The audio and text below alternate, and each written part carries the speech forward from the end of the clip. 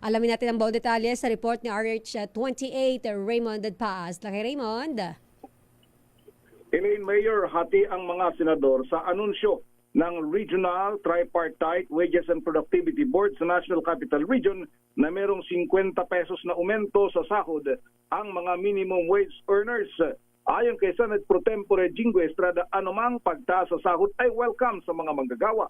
Kailangan ito para makaagapay sila sa tumataas na presyo ng mga bilihin. Pati si Senator Christopher Bongo, ang sabi nito ay bawat piso ay mahalaga sa bawat manggagawa. Ngunit pareho ang dalawa, sina Senator Estrada at Go, na muling inihain yung panukalang batas na 100 pisong legislated wage increase. Para naman kay Senador Joel Villanueva na siya chairman ng Senate Committee on Labor, mas gusto nito ang tinatawag na living wage para sa manggagawa.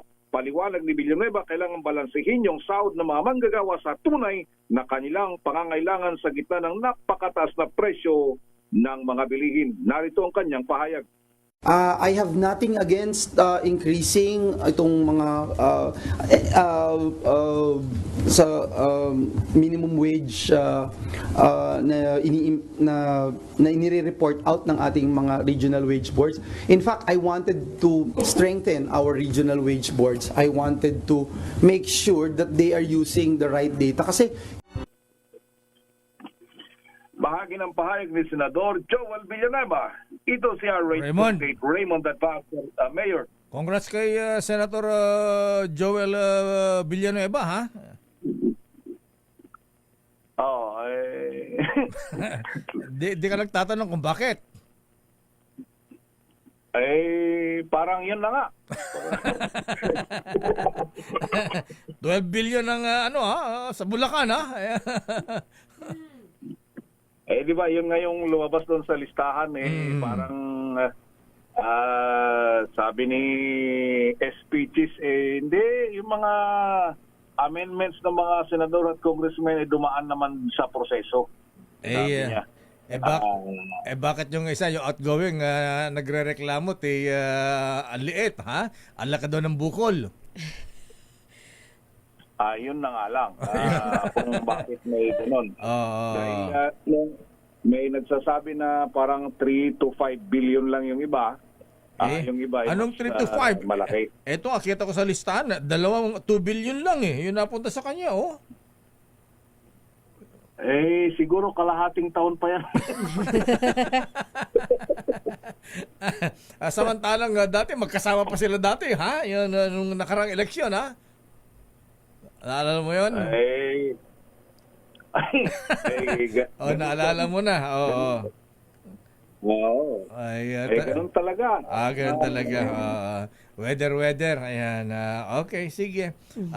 Payo na natin sa mga bagong senador dyan, magbaon ng helmet. Ayan. Lalo. Yun, pagkakabanggit dito, may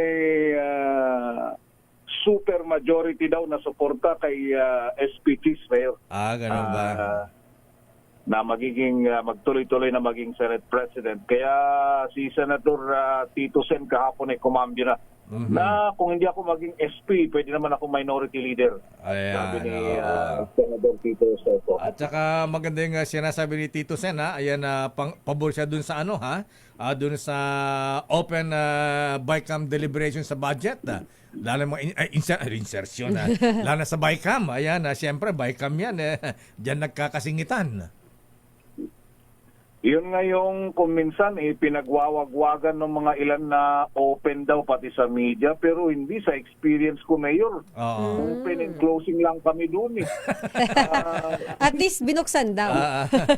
Yung mga sensitive yung sensitive na divide na wala na kayo, outside na kayo. Ayan. Wala na kasi kung minsan, Mayor, yun di ba yung halimbawa nag-open, nagkaroon ng mga discussion in the next at least mga 2 linggo yan, minimum of 2 weeks yan Then pagdating sa finals, mag-invite din sila. Pero kahit doon sa finals, Mayor, hindi mo nga makikita agad doon yung kung ano yung, halimbawa mayroon kang interested na proyekto na gusto mong silipin, hindi mo pa yun makikita agad. Makikita mo na lang after na ng totally ma-print yung final copy ng National Expenditure Program. Pero Kaya doon parang makikita kung yung mga mayroon kang yung isiningit mo ay siningit yung amendment mo as a senator or congressman naisama o hindi. meron dyan Raymond, matalas ang mata. Alam mo kung sino? Ping Lacson is the name. So, Ayun, baka bumalik na siya, baka malaking tulong, Mayor, sa ating mga kababayan na very conscious sa budget, baka malaking tulong na bumalik si Senator Ping. ayan. At parang pagkaalam ko, iniipon na muli yung mga tao niya, yung mga dati na napunta sa iba't ibang mga opisina ng mga senador, pinababalik para makatuwang niya muli dito sa kanyang panibagong termino sa Senado. Ayan, kailangan natin ng fiscalizer sa Senado ngayong ganito ang nangyayari, Raymond. Ayan, para naman hindi mawaldas yung pera ng bayan. Buti sana kung milyon lang, bilyones na. Diyos ko, saan napupunta yan? Flood control project. Okay nga, Rod. Sige, abangan natin ang 20th Congress, Raymond. Yes, Mayor at Elaine, mula dito sa Senado na medyo mas tahimik na yun kumpara kahapon na dahil nga first day ng 20th Congress ay nagkakasunuran yung mga senador na nag-file ng kanilang mga priority bills kahapon at yun ang aming antayin kung itutuloy muli sa araw na ito ng unang araw ng buwan ng Hulyo. Ito si RH28, Raymond Advaz para sa DZRH, una sa Pilipinas, una sa Pilipinas. Daming